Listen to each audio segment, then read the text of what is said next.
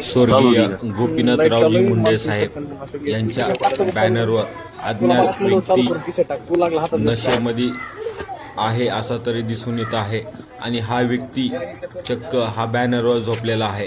स्वर्गीय गोपीनाथराव मुंडे साहेब यांचा बॅनर त्याच्या खाली दिसत आहे आणि तो त्याच्या वर दिसत आहे। त्यानंतर एक नागरिक त्याला उठवत आहे आणि त्याला साईडला नेऊन त्याला मारहाण सुद्धा करत आहे, हे सुद्धा त्याच्यामध्ये दिसत आहे। नेमकी बीड जिल्ह्यामध्ये नेमकी कायदा सुव्यवस्थेचा 3-13 वाजलेत असं तरी दिसून येत आहे। नेमकी बीड जिल्ह्यामध्ये चाललंय तरी काय आपण पाहूया।